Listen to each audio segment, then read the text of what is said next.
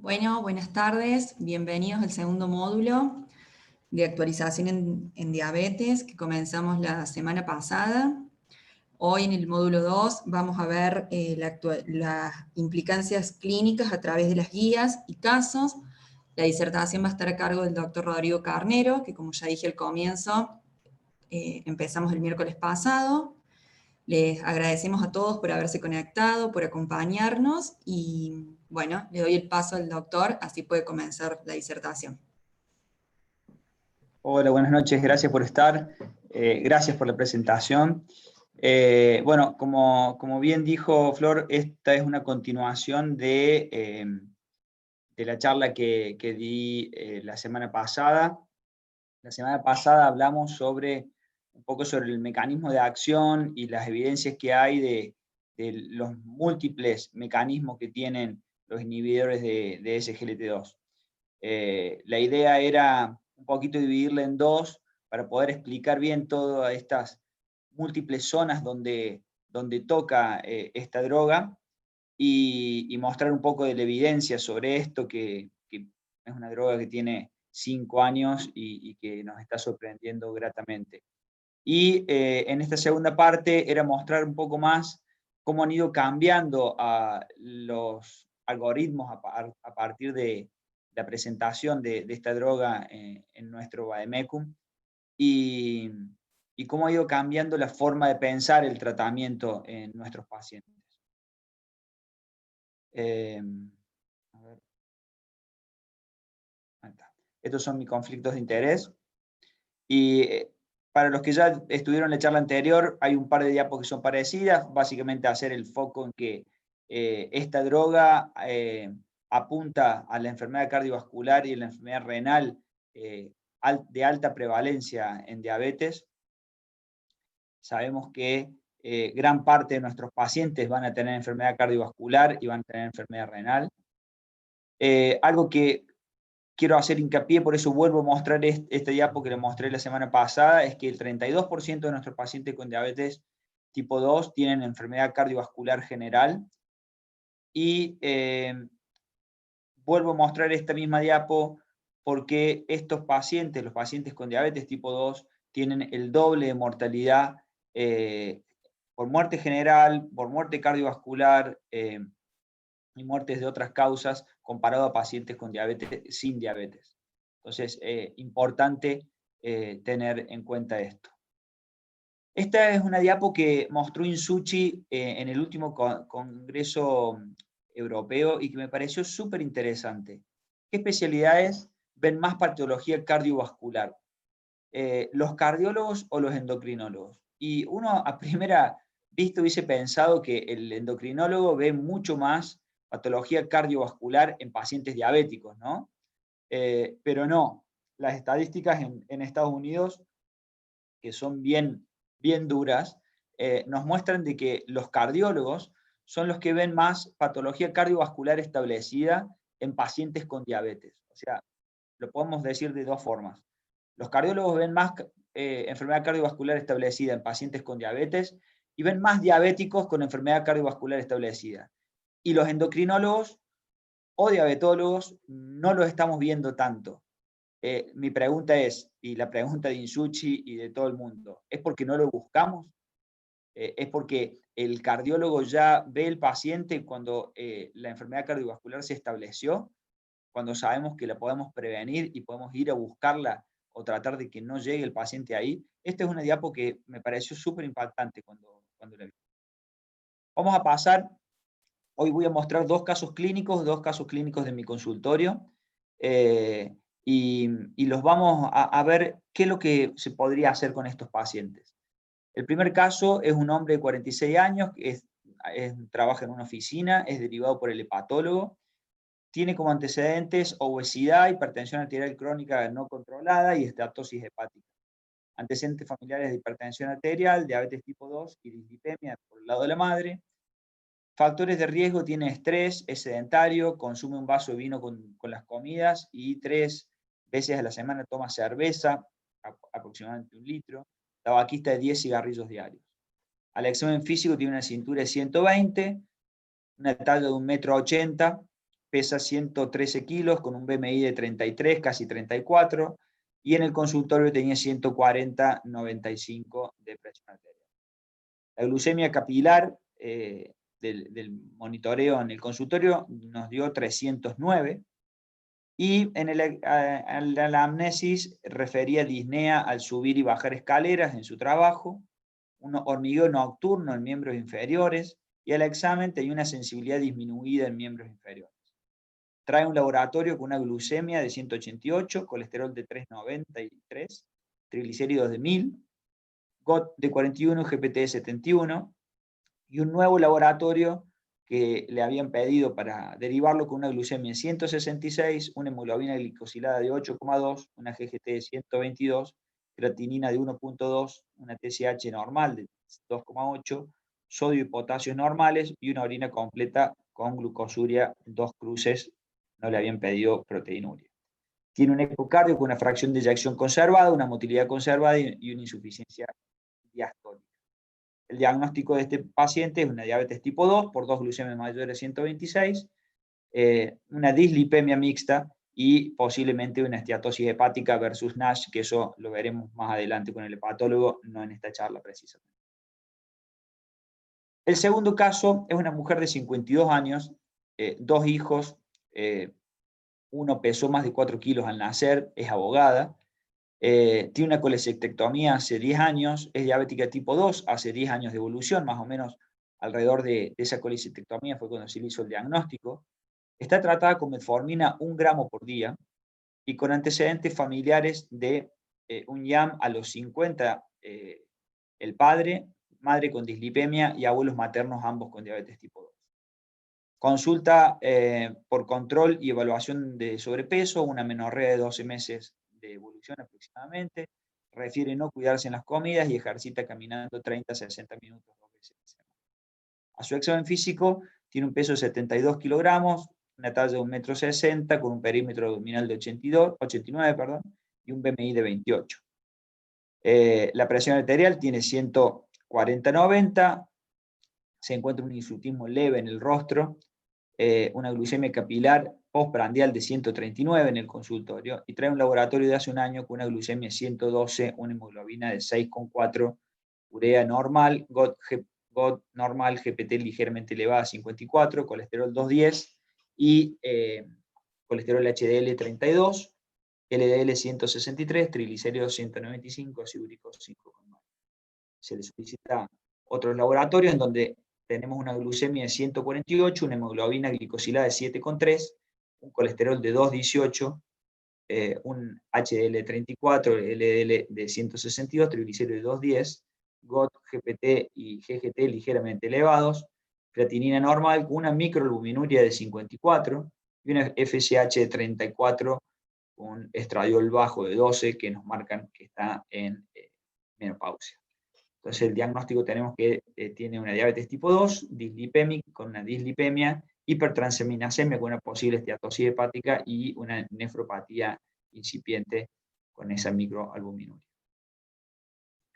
Entonces, ¿cómo prever qué paciente está en riesgo? A partir de estos dos pacientes, si alguien quiere contestar a través del chat, ¿qué creerían ustedes que estos pacientes son de muy alto riesgo, de alto riesgo, moderado riesgo, bajo riesgo? Si alguien quiere contestar algo en el chat.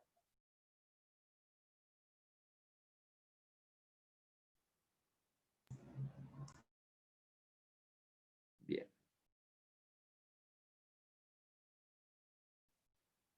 Bueno, no hay ninguna respuesta, pero bueno, vamos a pasar a una evaluación, o si alguien quiere abrir el micrófono y decir qué les parece si estos pacientes. Ahí en el chat, Dot, te ponen de alto riesgo. La doctora Bien, Gilpin, muy perfecto. alto Doctora riesgo. Gilpin pone muy alto riesgo, doctor Gustavo pone alto riesgo. Bien, perfecto. Entonces,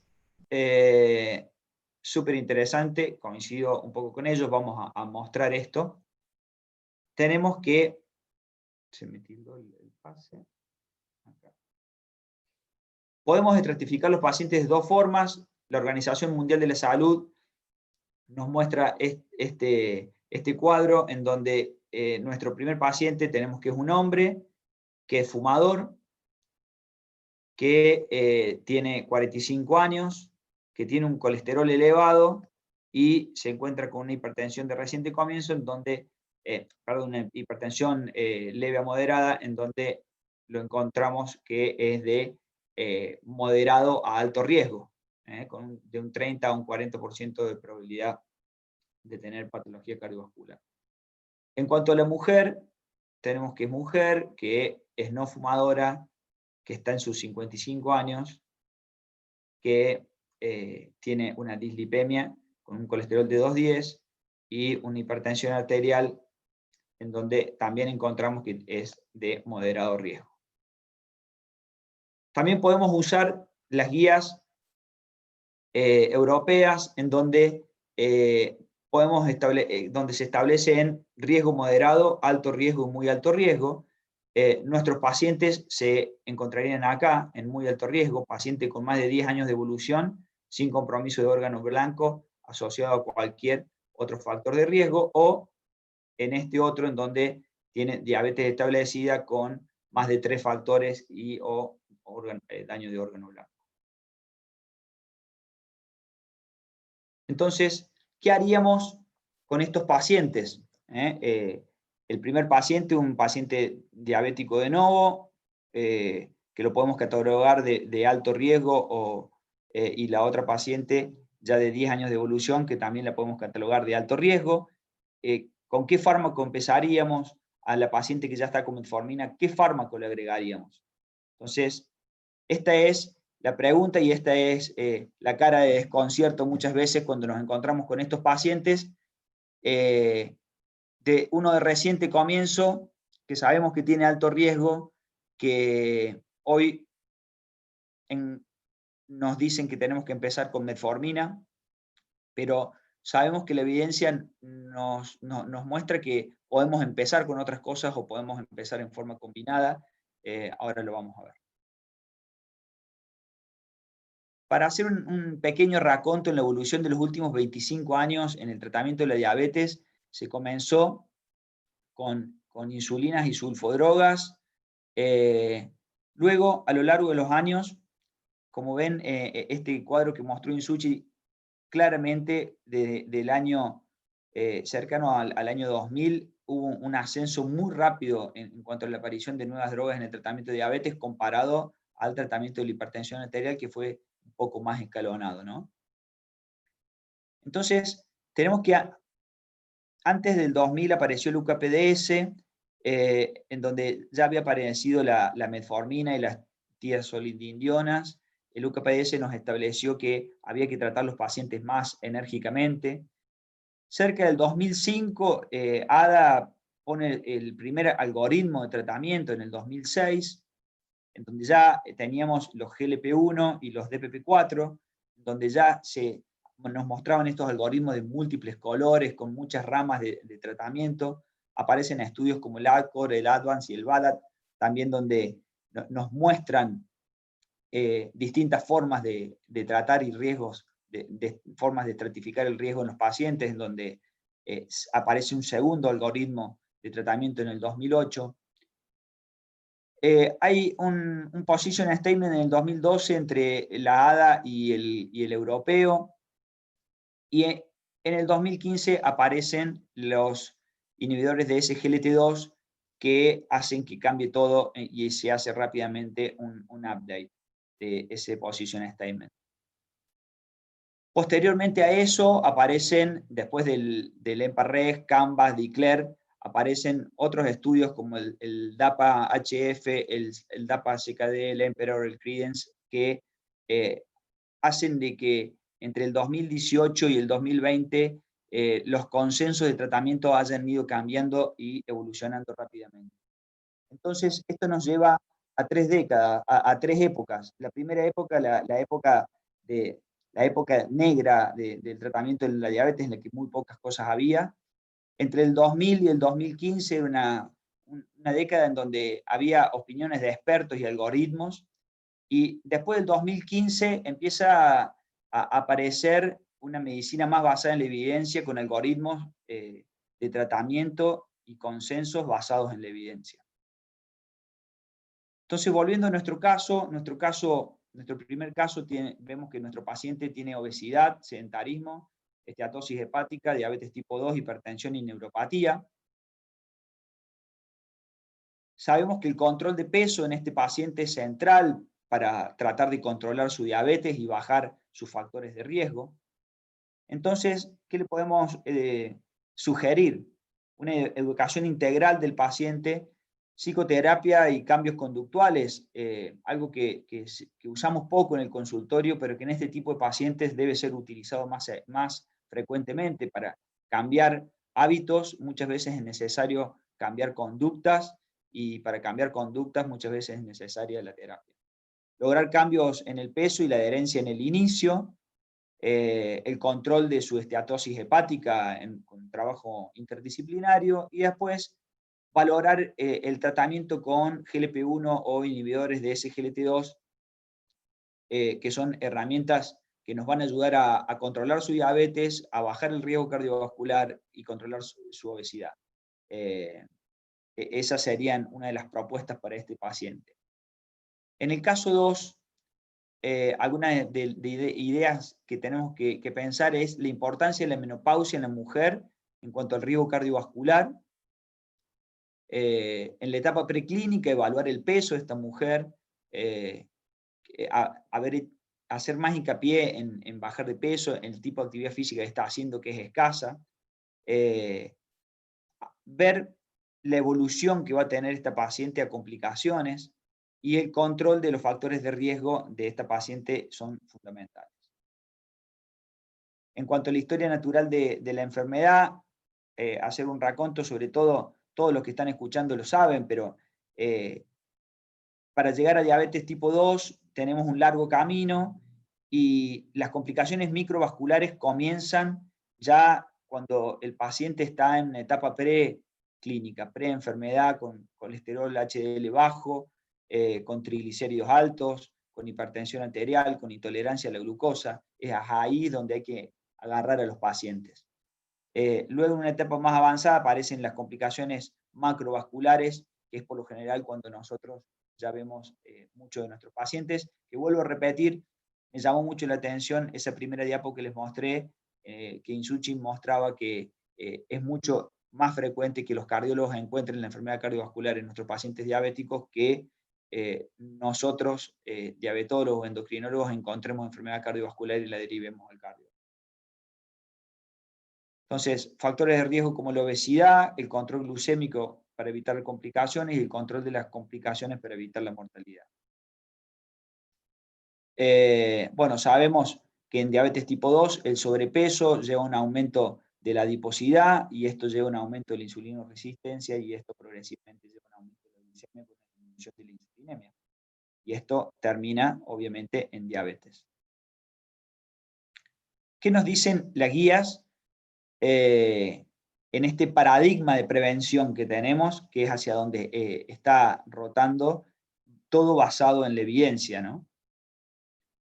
Tenemos que la guía americana de cardiología recomienda por primera vez que los SGLT2 para prevención primaria en diabetes tipo 2, que la guía de cardiólogos europeos también recomienda el uso de SGLT2 en enfermedad cardiovascular establecida, sumada o no a metformina, y tenemos las guías de endocrinólogos clínicos y la europea, que también recomiendan el uso de esta droga en pacientes de alto riesgo. Pero vamos a empezar por la guía nuestra guía argentina, que fue un consenso entre la Sociedad Argentina de Diabetes y la Sociedad de Cardiología, que se presentó el año pasado, en donde está dividida en el manejo de la hiperglucemia del paciente, depende el riesgo del paciente. En pacientes de alto riesgo cardiovascular, como los que tenemos nosotros, lo que recomienda la guía argentina es, en pacientes con menos de 7 hemoglobina glicosilada y que ya están en tratamiento con metformina, agregar un SGLT2 o un GLP-1. Y luego las otras drogas. Si ya están con alguna de estas drogas, pasar digamos, si ya están con metformina más un SGLT2, agregar un GLP-1, o si ya están con metformina más GLP-1, agregar un SGLT2, y así sucesivamente llegar hasta llegar a la insulina si fuese necesario. En el caso de pacientes que ya tienen enfermedad cardiovascular establecida, este mismo algoritmo que hablamos anteriormente, se baja la hemoglobina glicosilada 7 para intensificar un poco más el tratamiento, y ya se plantea en considerar adicionar precozmente fármacos con beneficio cardiovascular, como son los inhibidores de SGLT2 y como son los análogos de GLP-1. En pacientes con diabetes tipo 2, con insuficiencia cardíaca, con fracción de eyección menor a 40, lo recomendado, si tienen una hemoglobina glicosilada menor a 7,5, es comenzar con un SGLT2 si es un paciente de novo, o si es un paciente de novo y tiene una hemoglobina glicosilada de más de 7,5, es terapia dual, SGLT2 más metformina o GLP-1, dependiendo de lo que el paciente requiera. ¿Qué es lo que dicen otras guías? Esta guía es la guía del año pasado de la Sociedad Europea, la Sociedad de Cardiología y la Sociedad de Diabetes de Europa, y fíjense lo que muestra, lo que plantean ellos. Paciente con diabetes tipo 2, naive de tratamiento, o sea, de reciente comienzo, que tiene alto riesgo o muy alto riesgo de tratamiento, directamente recomiendan comenzar con comenzar con SGLT2 o un GLP-1 como monoterapia. Igual, un paciente con diabetes tipo 2 que ya está con metformina y tiene alto riesgo o muy alto riesgo, lo que recomiendan es también comenzar con un SGLT2 o con un GLP-1 si la hemoglobina no está en rango. Esta es la guía de la Asociación de Endocrinólogos Clínicos de Estados Unidos, que también recomienda lo mismo para pacientes que no están en rango o que son de alto riesgo. Recomiendan pasar a SGLT2. Fíjense que independientemente del control glucémico, si existe enfermedad cardiovascular establecida o de alto riesgo o insuficiencia cardíaca, comenzar con SGLT2 o GLP-1 con eficacia comprobada para dicha patología. Esa es la recomendación que tienen la Sociedad de Endocrinólogos Clínicos. Y esta es la última recomendación de consenso de expertos del 2020 del Colegio Americano de Cardiología. Fíjense que para pacientes mayores de 18 años con diabetes tipo 2 que tienen enfermedad cardiovascular, insuficiencia cardíaca o insuficiencia renal o alto riesgo de enfermedad cardiovascular, lo que sugieren es comenzar con un SGLT2 o con un GLP-1, dependiendo que requiera o necesite el paciente en el examen. No nos olvidemos de que nuestros pacientes de alto riesgo tienen que tener un colesterol LDL de menor a 100, un no HDL menor a 130 y una APO de menor de 90. Esto es algo que hago hincapié porque es algo que vemos todos los días en el consultorio. La gran mayoría de nuestros pacientes con diabetes tipo 2 no tienen el LDL y el no HDL en rango, están casi todos fuera de rango, y es muy difícil hacerle entender a los pacientes de que su LDL tiene que ser menor a 100, por más que no hayan tenido un infarto o no hayan tenido o no tengan insuficiencia cardíaca o alguna otra patología cardiovascular.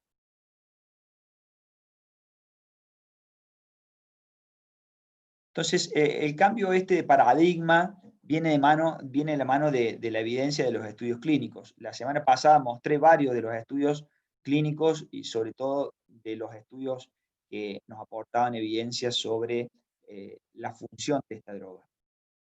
Este cuadro lo mostré la semana pasada para mostrar que las 4 drogas son efectivas disminuyendo el riesgo cardiovascular, claramente desde el inicio, todas las drogas desde el inicio del tratamiento. Este es un metaanálisis que se presentó ahora en el Congreso Europeo de Diabetes, que todavía no está publicado, un metaanálisis de Maguire, de las 4 drogas que hay. El MACE nos da en este metaanálisis a favor de los SGLT2. También en este metaanálisis el tiempo para el primer evento de insuficiencia cardíaca da a favor del uso de SGLT2. Y en esta comparativa de los estudios, una tabla bastante engorrosa, donde están las edades, donde están todos, lo que la puse sobre todo para mostrar un poco sobre el Declare-TIMI. El Declare-TIMI, de todos los estudios que tenemos, es el estudio con la mayor cantidad de pacientes, y lo que tiene más interesante, más allá de la mayor cantidad de pacientes, es la distribución que tiene, que el 60% de los pacientes son de prevención primaria y el 40% son de prevención secundaria. Son pacientes muy parecidos a lo que nosotros vemos en consultorio, y es la patología que vemos continuamente. El diabético con dislipemia, con hipertensión arterial, tabaquista, sedentario, son pacientes de prevención primaria, como los pacientes que les acabo de mostrar, tanto el caso 1 como el caso 2, son 2 pacientes de prevención primaria, pero que tienen alto riesgo de desarrollar patología cardiovascular, y que, como Insucci nos mostró, los endocrinólogos, los diabetólogos, no lo estamos buscando, porque los cardiólogos lo están encontrando ya con la patología avanzada. El Declare, ¿qué beneficios nos mostró? Nos mostró que tuvo un 7% de disminución del MACE, un 17% de disminución de muerte de origen cardiovascular, 27% de disminución de hospitalización por insuficiencia cardíaca y un 47% de reducción de la progresión de enfermedad renal.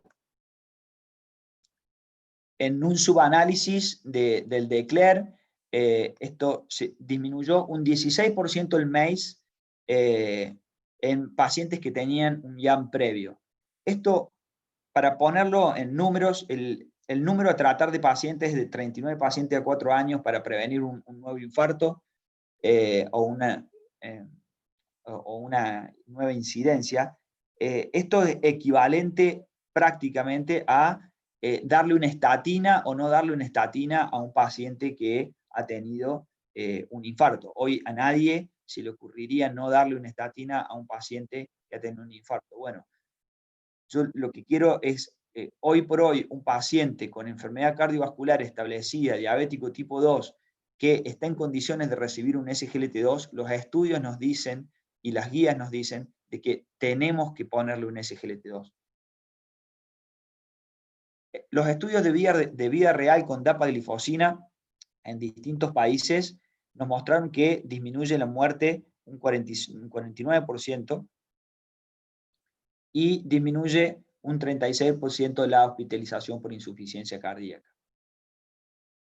Estudios en vida real, lo que le acabo de mostrar. En un subgrupo de pacientes con insuficiencia cardíaca con fracción de eyección disminuida, lo que se vio que el uso de dapaglifosina disminuía un porcentaje importante, un 13%, la internación y la muerte por eventos cardiovasculares. En el compuesto renal, como ya les mostré, en el compuesto renal del Declare, los pacientes disminuyeron un 47% de la progresión de su enfermedad renal. En cuanto al perfil de seguridad de estas drogas, en 17.000 pacientes, la dapaglifosina, como las otras drogas, también mostraron que son muy seguras en su uso. Infecciones genitales, muy pocas. Infecciones en el tracto urinario, muy pocas, son lo más frecuente. Una de las cosas que preocupó en algunos fue la cetoacidosis. La cetoacidosis se presentó en casi todos los estudios, principalmente en aquellos pacientes que estaban insulinizados y que requirieron la baja de la dosis de insulina. Tener en cuenta que esta droga, los SGLT2, generan un ligero aumento de los cuerpos cetónicos. Entonces, en aquellos pacientes que son insulinopénicos y tienen que bajar su dosis de insulina, muchas veces quedan con cuerpos cetónicos elevados y quedan con tendencia a la cetosis. Entonces, una forma que uno podría tener en cuenta es, si uno tiene el miedo de agregar esta droga en pacientes tipo 2 que están insulinizados, es pedirle un péptido C. Si el paciente tiene un buen péptido C, tranquilamente es muy difícil que el paciente vaya a hacer una cetocidosis. Ahora, si el paciente tiene un péptido C bajo, probablemente sea un paciente muy insulinopénico, en donde si tiene alguna comorbilidad extra o tiene que bajar mucho la dosis de insulina, ante alguna eventualidad puede llegar a generar una cetocidosis. Esa sería mi recomendación. El corazón, vasos y riñón en los inhibidores de SGLT2 abarcan todo, como les mostré la semana pasada y como mostré esta semana. La protección renal disminuye, aumenta la protección renal, disminuye la progresión a insuficiencia renal. La hospitalización por insuficiencia cardíaca la disminuyen los eventos cardíacos mayores, el MACE, en forma importante. Y es una droga principalmente para tratar, si bien este grupo, en pacientes con enfermedad cardiovascular establecida, les da un gran beneficio, esto nos muestran los estudios que se hicieron con casi el 100% de estudios con enfermedad, casi el 100% de pacientes con enfermedad cardiovascular establecida, pero son ampliamente beneficiosas estas drogas para estos pacientes con diabetes y múltiples factores de riesgo. Acá es donde le vamos a sacar el mayor provecho, porque vamos a ayudar al paciente a que no llegue o a disminuir el riesgo para que llegue a enfermedad cardiovascular establecida. Mecanismos potenciales del efecto de estos SGLT2 los vimos la semana pasada, pero para hacer un refresh, tenemos efectos metabólicos y efectos no metabólicos. En cuanto a los efectos metabólicos, disminuye la glucosa, aumenta el HDL, disminuye triglicéridos, disminuye el peso, disminuye la grasa visceral, disminuye el ácido úrico, aumenta el glucagón, aumenta ligeramente las cetonas, que eso es uno de los efectos por el cual genera este shift energético, disminuye el sodio intracelular, hay cambios en la biogénesis mitocondrial. A nivel no metabólico hay disminución de la inflamación, disminución del estrés oxidativo, disminución de la fibrosis, como vimos a nivel glomerular, disminuye la presión arterial, hay una disminución en el sistema simpático, en el sistema nervioso simpático, como les mostré la semana pasada en un trabajo súper interesante. Disminuyen la rigidez arterial, disminuyen el volumen plasmático, disminuyen la albuminuria y aumentan la función renal. O sea, son drogas bastante interesantes para dejarlas de paso. Entonces, ¿por qué iniciar un SGLT2 en estos pacientes que vimos? Principalmente porque tienen una disminución de la hemoglobina glicosilada mayor que un DPP4 y casi igual que una sulfodroga, porque disminuye peso y los DPP4 y las sulfodrogas no. Las DPP4 son neutras y las sulfodrogas aumentan de peso. Disminuyen la presión arterial, las sulfodrogas pueden generar un incremento en la presión arterial y las DPP4 son neutros. En cuanto a la seguridad cardiovascular, ya hemos demostrado y hemos hablado la semana pasada y hoy que son seguros cardiovascularmente, tienen beneficios cardiovasculares y el mecanismo de acción de esta droga es independiente de insulina, que es la única droga que tenemos hoy en diabetes que tiene un mecanismo independiente de insulina. Para ir terminando, quedan unas preguntas para próximas reuniones y que quizás les deje como la bollita para que lo busquen, pero los efectos de los ISGLT2 serán aditivos o sinérgicos a los GLP-1, porque vimos que todas las guías nos llevan a elegir SGLT2 o GLP-1. Bueno, ¿cuándo elegimos? Ahí, ¿cómo elegimos entre un SGLT2 o un GLP-1 en pacientes con enfermedad cardiovascular, o sin insuficiencia cardíaca y sin insuficiencia renal? ¿Cuál es el que nos va a dar mayor beneficio? La enfermedad cardiovascular establecida ya ¿Importa en la elección del fármaco para elegir un SGLT2 o elegir un GLP-1? ¿La metformina debe seguir siendo la primera droga de elección? Después de todo lo que hemos visto, después del beneficio que vemos en este tipo de drogas, ¿la metformina tiene que seguir siendo?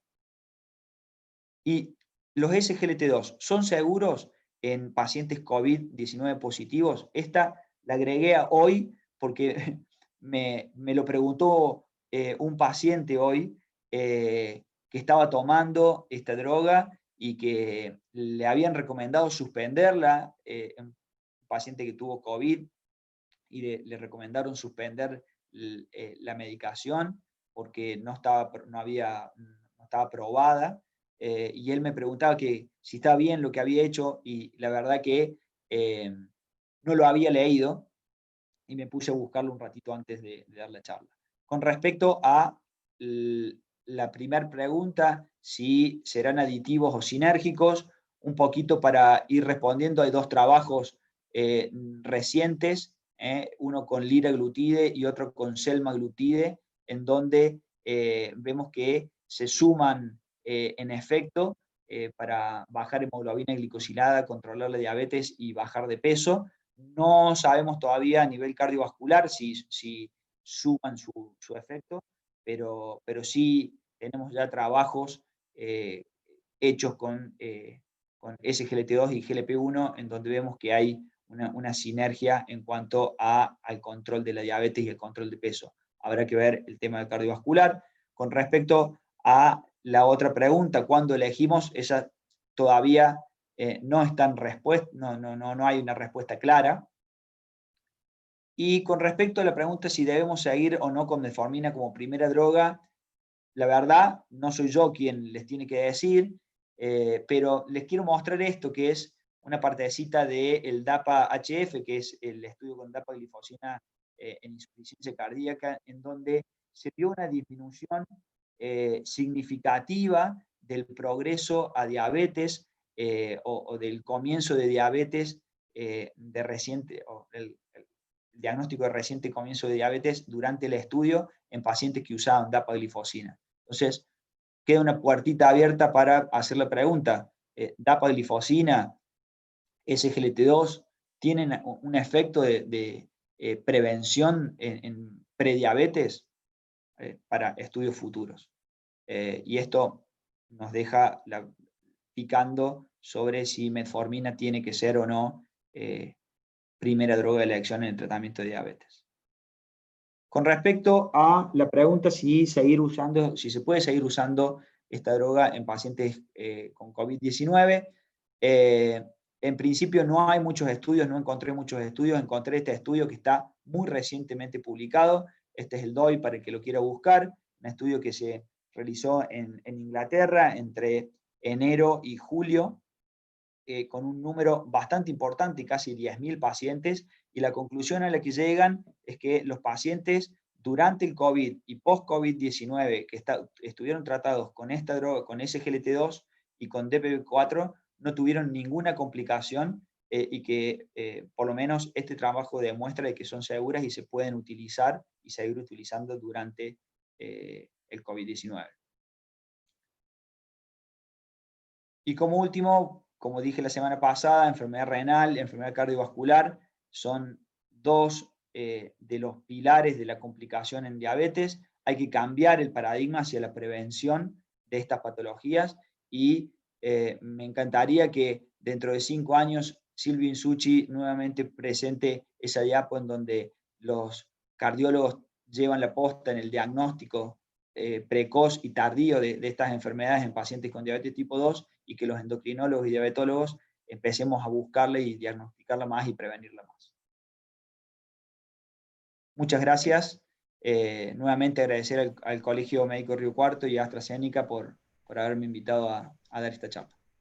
No sé si alguien tiene alguna pregunta o algo, pueden abrir los micrófonos y preguntar. Muchas gracias, Doc. Sí, estaba por decir lo mismo. Si alguien quiere hacer alguna consulta, puede abrir el micrófono. Mientras tanto, Doc, aprovecho la oportunidad para invitar a la próxima charla, que es el 2 de diciembre, que va a estar a cargo del doctor Lucas Stefanini, donde vamos a estar hablando qué sabemos sobre la inmunidad y las vacunas con SARS-CoV-2. Están todos invitados, así que los esperamos. Acá hay una pregunta de la doctora La Hilping doctora Hilping.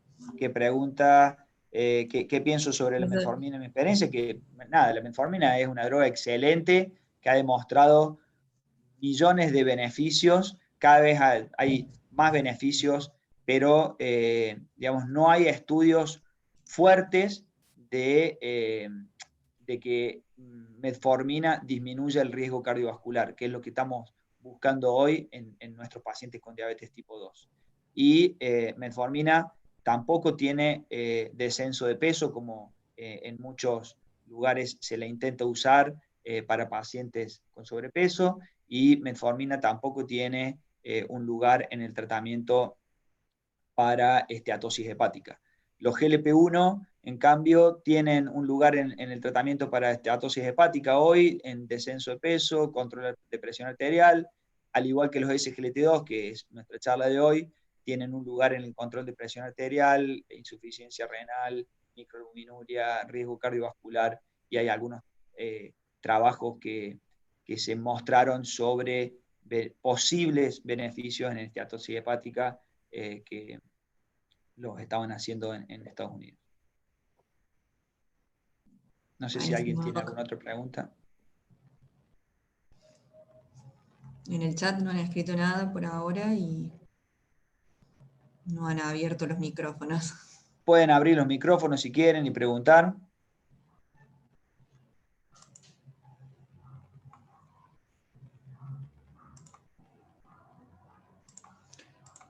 Bueno. Están tímidos, No, Doc. sí, no fue con el miércoles pasado. Bueno, Doc, muchas gracias por la jornada de hoy, estuvo muy interesante y bueno, y cualquier duda nos pueden dejar en las redes o bueno, y nosotros te las hacemos llegar. El video va a quedar colgado en Facebook Live, así que nos pueden consultar cualquier cosa. Dale, perfecto. Bueno, muchísimas gracias. Gracias a Gracias, todos. Doc. Gracias. Chau, chau. Chau, chau.